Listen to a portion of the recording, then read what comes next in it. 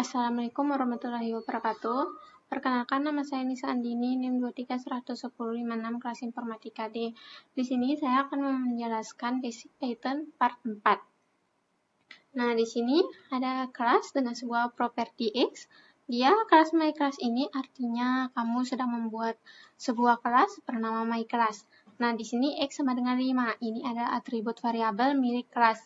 X itu nama variabel dan 5 itu nilai dari variabel tersebut. Lalu di sini kita print myClass. myClass itu adalah kelas, bukan objek. Jadi saat di print, Python akan menampilkan tipe data kelas. Lokasi kelas main artinya dibuat di file utama. Nama kelas yaitu myClass. Lalu di sini kita print lagi. Outputnya berupa list atau daftar berisi sebuah atribut dan metode yang dimiliki oleh myClass. Selanjutnya ada create object from class dan access object property. Di sini kita akan membuat kelas atau cetakan bernama myClass. Di dalamnya ada atribut x5 sama dengan angka, yaitu angka, y adalah hello world atau string. Lalu myClass cetakan x dan y. Di sini x dan y atribut dalam kelas dan myObj ini adalah objek hasil dari kelas. Objek bisa akses atribut kelas.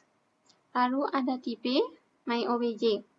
Di sini dia kasih tahu objek itu berasal dari kelas mana, myObj instance dari myClass. Lalu di sini kita akan akses properti pada objek. Dia myObj.x, yaitu akses atribut x, nilainya diambil dari kelas. Di sini outputnya 5. Lalu kita print lagi. Cara kerjanya persis kayak myObj.x tadi. Python cek apakah myObj punya y. Kalau tidak ada, ambil dari myClass. myObj.y, akses atribut y, nilainya hello world, berasal dari kelas. Lalu init ini adalah metode yang otomatis dijalankan saat objek dibuat. Lalu ada kelas person. Kamu membuat kelas bernama person, ibaratnya template untuk data seseorang. Di sini ada init, self name x, ini adalah konstruktor yang artinya saat objek dibuat harus isi name x, self name membuat nilai name ke dalam objek. Kenapa pakai self? Karena self.name ini milik objek dan name parameter dari objek. Ini adalah proses dari input simpan ke objek. 10 dan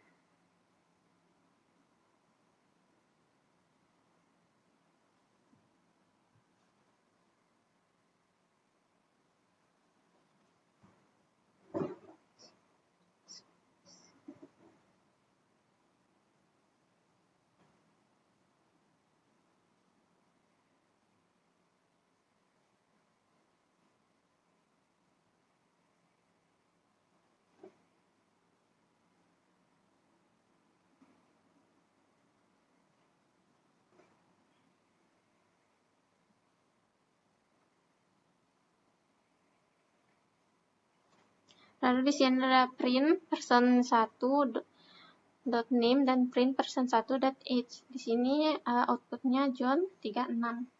Selanjutnya ada objek method. Kita akan tambahkan sebuah metode pada kelas person di atas.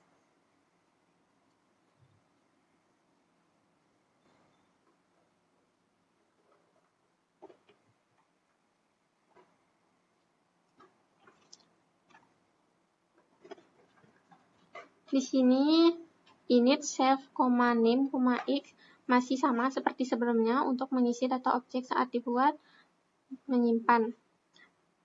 Lalu di sini ada save.name, save x, dan def myPage. Ini adalah metode atau fungsi di dalam kelas. Di sini kita print hello my name is, yaitu mengambil save.name dari objek lalu ditampilkan. Nah, dan di sini ada init. Dia sekarang mempunyai 4 data dalam objek. Name itu nama, x itu umur. A adalah angka pertama dan B adalah angka kedua. Semua disimpan ke dalam objek pakai serve method hitung.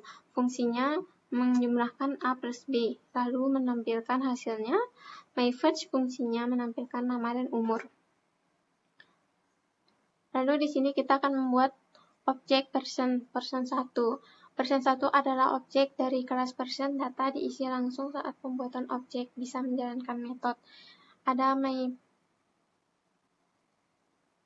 Nah, di sini ada MyPunch, yaitu tampilkan identitas, dan kita hitung.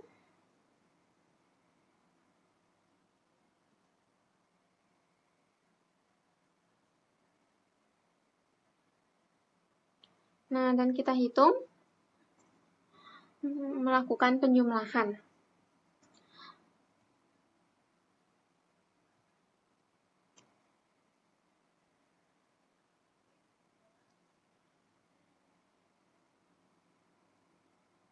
Selanjutnya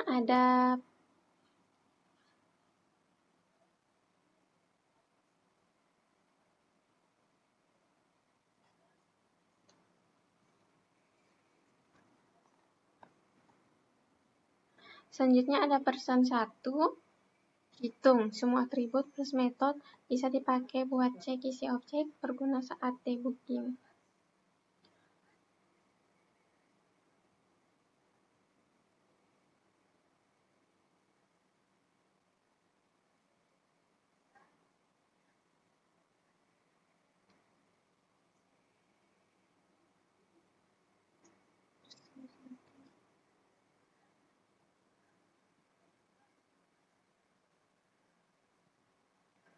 Nah, ini juga sama. Dia melakukan perulangan. Person 1 ini umurnya 36. Dan di sini kita print lagi 40. Lalu di sini tipenya integer. Dan personal 1 that is-nya 40. Di sini tipenya string. Lalu properti pada objek bisa juga di-delete menggunakan del. Kita print. Lalu di sini ada del person 1 that is, kita print lagi. Di sini ada terjadi error. Lalu di sini kita juga objek, kita delete. Di sini ada paste statement, membuat kelas tidak dapat di-set empty atau tanpa properti atau metode yang didefinisikan. Namun jika memang dibutuhkan membuat sebuah empty object, maka dapat digunakan pass. Nah, di sini kelas person. Di sini kita bisa membuat kelas bernama person, ibaratnya template untuk data orang.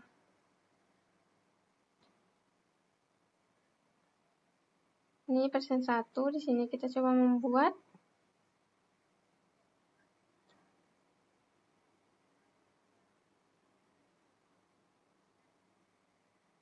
Saat objek dibuat harus isi name, set.name.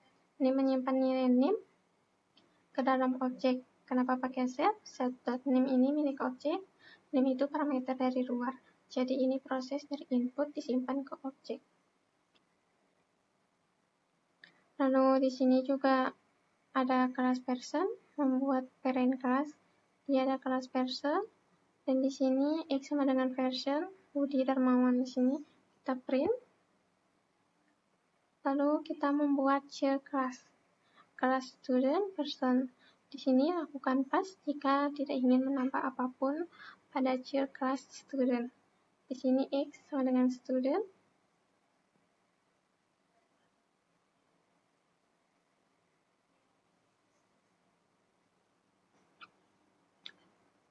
Lalu di sini X sama dengan student Budi Darmawan. Di sini kita print namanya Budi Darmawan. Kita print juga. Ini perulangan. Lalu kita menambahkan init function pada child class. Yaitu ketika kita menambahkan init function, child class akan mewarisi init function pada parent class. Nah, di sini ada kelas version init, dia X sama dengan student, John, 2. Lalu untuk mengatasi hal ini, kita perlu memanggil init parents class dari dalam init class child class agar init parents class tetap diwariskan ke child class meskipun kita menambahkan init dari kids. Nah, di sini sama ya, X sama dengan student, Jeonju, lalu kita print. Di sini juga kita print. Lalu ada supervention. Supervention akan membuat child class mewarisi semua metode dan properti yang dimiliki parents class. Keuntungannya, kita tidak perlu menggunakan nama parents class untuk mewarisi metode dan properti pada parents. Nah, di sini juga sama, Budi Darmawan. Lalu, kita akan menambahkan properti pada child class. Sama ya. Dan ini juga kita menambahkan metode pada child class. Nah, ini kita print Hero Budi Darmawan, mahasiswa 2020. Lalu ada multi-class inheritance. Nah, ini kita print lagi. Sama, lakukan perulangan. Di sini X.street, lalu outputnya Jalan Sudirman nomor 50, XCD, Jakarta.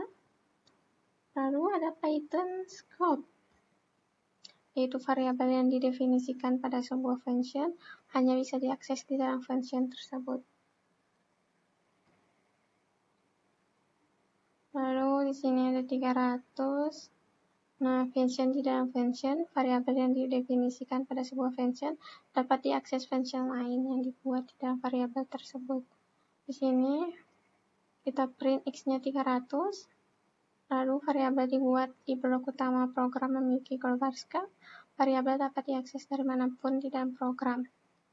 Di sini X-nya kita print 2 kali, jadi 2 kali di sini outputnya. Dan jika ada nama variabel yang sama di dalam dan di luar suatu fungsi, Python akan memperlakukannya sebagai 2 variabel terpisah. Satu tersedia dalam global scope atau di luar fungsi, dan satu tersedia di dalam local scope atau di dalam fungsi. Nah, di sini kita print 200, 700, dan 300. Selanjutnya ada global keyword. Jika diperlukan untuk membuat global variabel yang dibuat pada local scope, function dapat memanfaatkan keyword global. Ini ada 300 X-nya. Kita print lagi X-nya 200. Lalu ada Python models. Di sini kita import Budi. Hello Budi. Di sini ada Hello Yunus, kita print Yunus. Kemudian kita print lagi, di sini ada built-in model, kita import OS. Di sini ada os.register. Nah, os.get ini tempat penyimpanannya. Lalu dia true, ini juga true. Baik, sekian dari saya. Wabillahi taufiq wal hidayah. Wassalamualaikum warahmatullahi wabarakatuh.